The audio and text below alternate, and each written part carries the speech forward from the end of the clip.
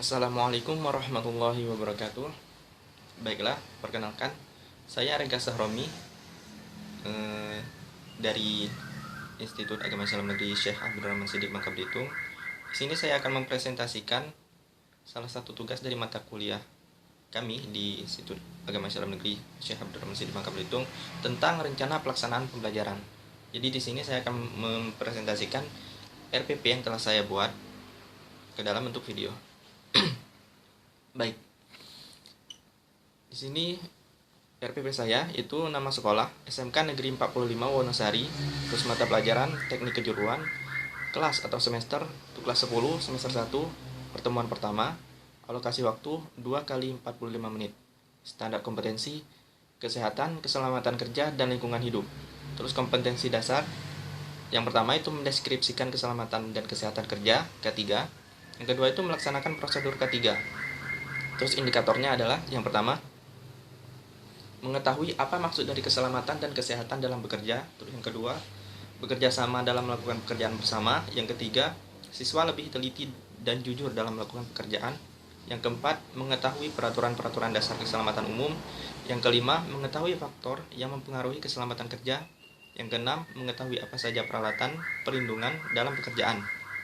Yang ketujuh, itu menumbuhkan sikap dan rasa peduli lingkungan dengan menerapkan prinsip K3LH.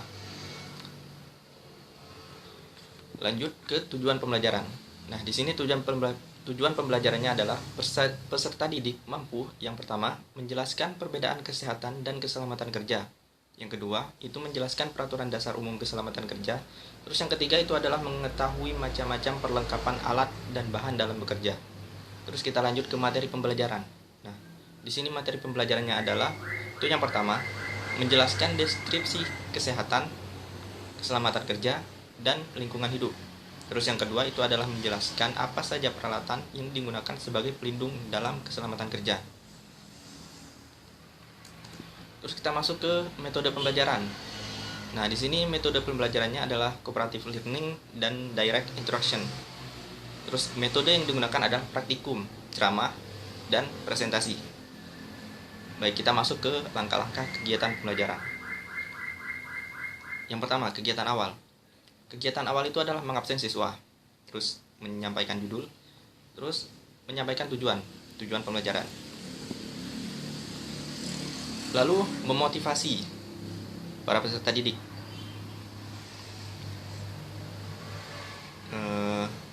Isi motivasi tersebut adalah sebutkan pengertian keselamatan dan kesehatan kerja, terus apakah dalam melaksanakan kegiatan sudah teliti dan taat azas disiplin. Terus yang kedua itu persyaratan eksperimen. Dalam melaksanakan kegiatan apakah sudah sesuai prosedur dan agar tidak terjadi kecelakaan dalam bekerja. Terus yang ketiga itu ada persyaratan pengetahuan. Itu sebutkan salah satu alat yang digunakan dalam keselamatan kerja. Terus kita masuk ke kegiatan inti. Nah, di sini kegiatan intinya adalah guru menjelaskan deskripsi kesehatan, keselamatan kerja, dan lingkungan hidup. Lalu, guru meminta peserta didik menjawab beberapa pertanyaan umum mengenai contoh keselamatan kerja yang ditemui di sehari-hari. Lalu, guru juga menjelaskan berbagai macam peralatan yang digunakan untuk melindungi diri dalam bekerja. Terus, guru meminta peserta didik menyebutkan fungsi alat-alat keselamatan kerja. Lalu, guru menjelaskan pengertian kecelakaan kerja dan faktor-faktor yang mempengaruhinya. Dan guru juga meminta peserta didik menjelaskan contoh-contoh kecelakaan kerja dan penyebabnya. Lalu, guru memotivasi agar peserta didik menerapkan sikap dan rasa peduli lingkungan dengan menerapkan prinsip K3LH. Lalu pada kegiatan akhir. Nah, di kegiatan akhir ini, guru dan peserta didik menyimpulkan hasil pembelajaran pada hari itu. Lalu, guru memberikan arahan untuk pertemuan selanjutnya. Dan yang terakhir itu guru menutup pertemuan dengan mengucapkan salam. Nah, di sini sumber belajarnya adalah modul web-based IT, buku teks kesehatan dan keselamatan kerja. Lalu pada penilaian itu teknik penilaiannya adalah tertulis dan lisan. Lalu bentuk instrumennya adalah tes lisan dan uji tulis. Nah, contoh instrumen ada di RPP saya yang saya buat. Contohnya adalah salah satu soalnya adalah apa yang dimaksud dengan kesehatan kerja. Terus nomor 2-nya apa yang dimaksud dengan keselamatan kerja dan seterusnya.